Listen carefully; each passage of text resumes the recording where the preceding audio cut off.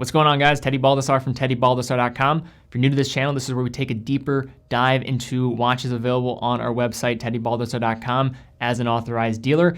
This one, probably one I've been looking forward to quite a bit compared to all the reviews out there, the Hamilton Khaki Field Mechanical. Perhaps the best watch you can get for 500 bucks. As always, we're gonna be doing a deeper dive of this piece, both the things to consider on the positive and negative end mentioned at the end, and also all the relevant links will be in the description down below. But guys, let's take a closer look at this watch. Now, first looking at a rundown of the specs, we have a case size of 38 millimeters, thickness of 9.5 millimeters, lug width of 20 millimeters, lug to lug of 47 millimeters, water resistance of 50 meters. Movement is a manual H50 that's based on an added caliber. More on that later. Crystal is sapphire. Price $495. And then for promo code Khaki, if you use that at checkout, add a strap to your cart.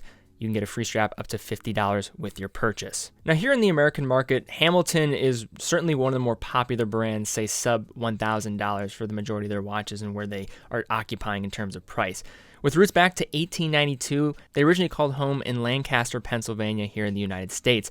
And Hamilton Watch Company is a brand with just very rich heritage in producing military watches for the United States Army during World War I and World War II. Though the company eventually ceased U.S. manufacturing operations in 1969, moving the production over to Switzerland, much of what made the brand popular and also significant in terms of their watch production still remains today in terms of the pieces that they are rolling out. Now, the model that we're going to be looking at today is the one that I commonly associate with Hamilton as being really that flagship piece and also holding a lot of historical significance, but looking back towards their military timepieces as well as the 1960s, where this khaki line or this military field watch style really became popularized from a mass market perspective. And this model that we have here today is not going to have, say, the same current military specification like its ancestors did, but for those looking for an everyday wear that can still take a beating and really be suitable in a variety of situations, there's a reason why this watch is one of the common pieces associated with this $500 price tier and being one of the best options available. Now, first looking at this watch on the wrist, we have a case size of 38 millimeters, very thin on the wrist with that manual caliber within, 9.5 millimeters, and then a lug to lug that does extend out quite a bit to 47 millimeters. Overall, this one is going to wear closer to a 39 to 40 millimeter case. Still very wearable for a variety of wrists out there. I don't think even small wristed individuals should shy away from this one. It's going to be very versatile, but that lug to lug distance is going to extend out quite a bit in relative comparison to that case diameter of 38 millimeters. The piece is sandblasted and it's finished. There are a variety of different case styles to choose from. There's a PVD options as well. This is kind of more of the clean-cut, traditional version, black dial, simple kind of matted case that works very well with this format. Following the extending lugs, they do slope down quite a bit, which will form to the wrist, and they do also feature drilled lugs, which will help with changing different straps in this piece. Lug width of 20 millimeters here with those drilled lugs and this very versatile just style of dial.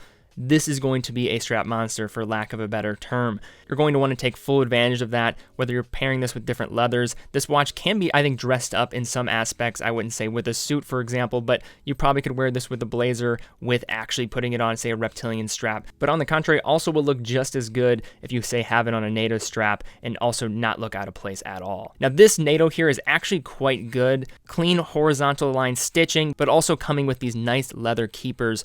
And you're also getting a leather outline for where the holes are punched for strapping on the buckle. One point of note is the drilled lugs are going to sit farther down the lugs than perhaps typically seen, so there might be some gap depending on the different straps you pair with it. But this is a watch I think you need to take full advantage of in regards to just pairing different straps with this piece, and definitely take advantage of that additional promo where you can get a free strap with your purchase. Now, moving back to the case, we do have a large crown here, just south of 7 millimeters in terms of its overall size.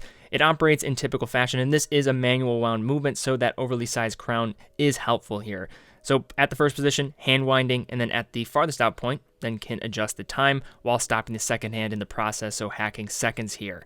This watch is non-screw down and will have 50 meters of water resistance overall. So if you do want something with a little bit more support in that area of water resistance, there's other versions in the Khaki line that will have 100 meters of water resistance if you do want to go that route. But this manual wound field watch style is very true to the originals. And talking about staying true to the originals, I think that is the perfect segue into looking at the dial here. Now, we do have a sapphire crystal that is going to have a slightly dome profile and will provide a clear view of the dial elements underneath. while of course resisting scratches to a high degree. Now this dial design is certainly familiar for many out there, and unlike the many imitators, this Hamilton is certainly one of the originals in terms of creating this design and really bringing it into the mainstream.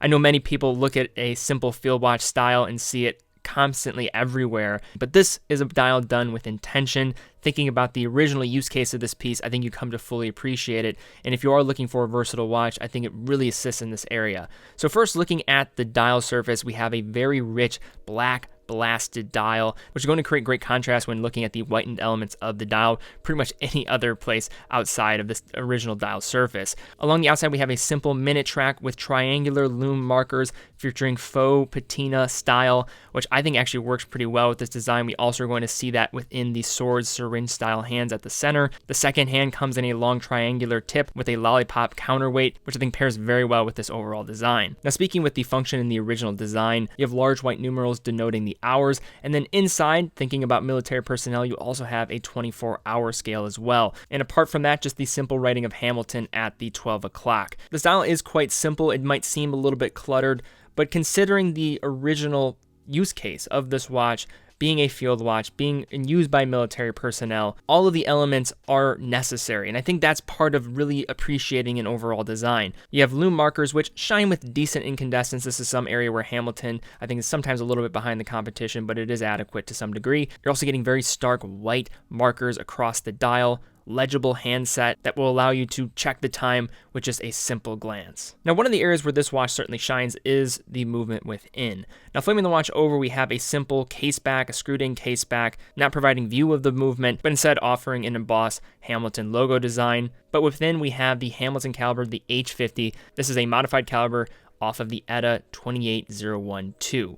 So as mentioning at the beginning, this is a manual wound caliber. When considering the original field watches that were on the wrists of military personnel during the World Wars, manual watches, large crowns, this was part of the design, and watches were incredibly necessary tools when pairing up across different personnel. Now, the movement in which this H50 is based off of, the ETA 28012, is a typical calibrating movement in terms of its beat frequency, 28,800 vibrations per hour, and has a 46-hour power reserve. But what's being done with this movement, probably its most notable feature, is the 80-hour power reserve. So how that power reserve is able to be achieved is the beat rate is dropped from 28,800 vibrations per hour to 21,600 vibrations per hour, or 3 hertz. This is going to allow that stored energy inside the mainspring to be maximized, and is something that is seen across many brands underneath the Swatch Group umbrella.